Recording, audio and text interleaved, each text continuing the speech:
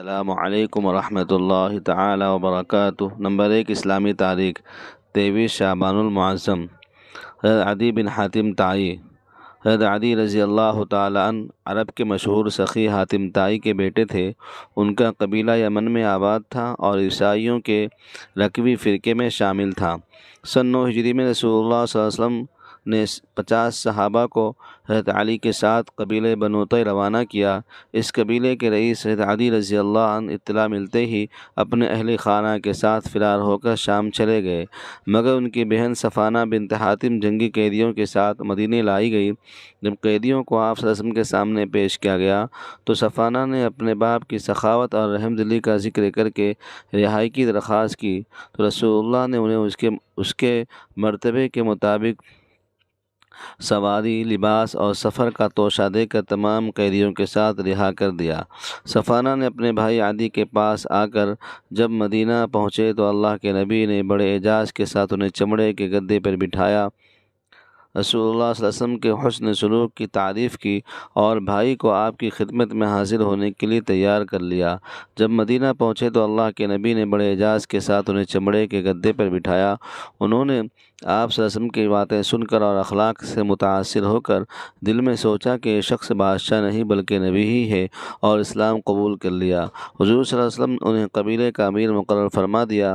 انہوں نے عراق اور شام کی لڑائی، جنگ صفین، قادسیہ اور جنگ نہروان میں حصہ لیا۔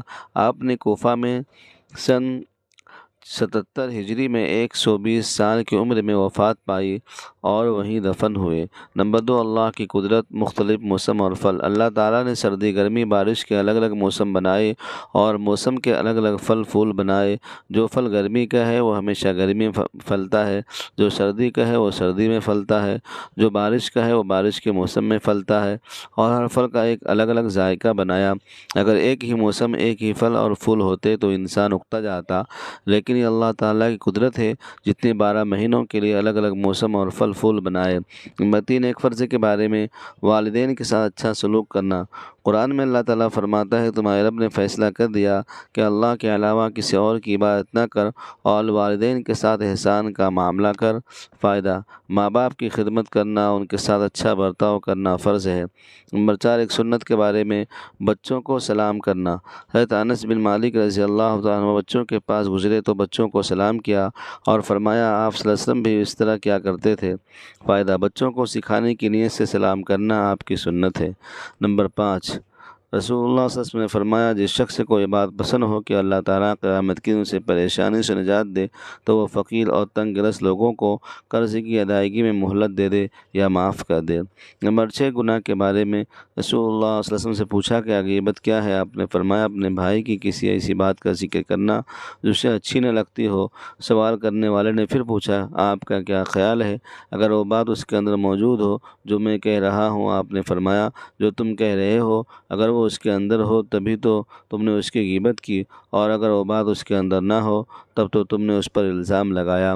نمبر 7 دنیا کے بارے میں مال عاریت ہے۔ حضرت عبداللہ بن مسعود رضی اللہ عنہ فرماتے ہیں کہ تم میں سے ہر ایک مہمان ہے اور اس کا مال عاریت یعنی ادھار ہے، اور مہمان جانے والا ہے اور عاریت اس کے مالک کو لوٹانی پڑتی ہے۔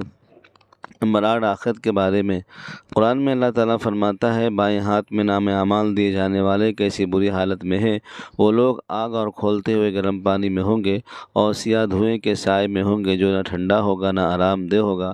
یہ وہ لوگ ہیں جو اس سے پہلے دنیا میں بڑی خوشحالی میں رہتے تھے اور بڑے بھاری گناہ، کفر، شرک پر اصرار کیا کرتے تھے۔ نمبر 9 قرآن سے علاج، سورہ فاتحہ سے علاج۔ حضرت ابن عباس رضی اللہ عنہ کہتے ہیں کہ صحابہ کی ایک جماعت کا گزر ایسی جگہ سے ہوا جہاں ایک شخص کو بچھو نے ڈس لیا تھا۔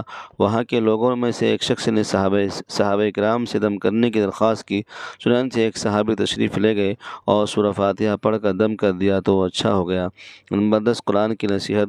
قرآن میں اللہ تعالیٰ فرماتا ہے، جب قرآن پڑھا جائے تو اس کو پوری توجہ اور غور سے سنا کرو اور خاموش رہا کرو تاکہ تم پر رحم کیا جائے۔ اللہ تعالیٰ ہم سب کو عمل کی توفیق عطا فرمائے۔ شکریہ۔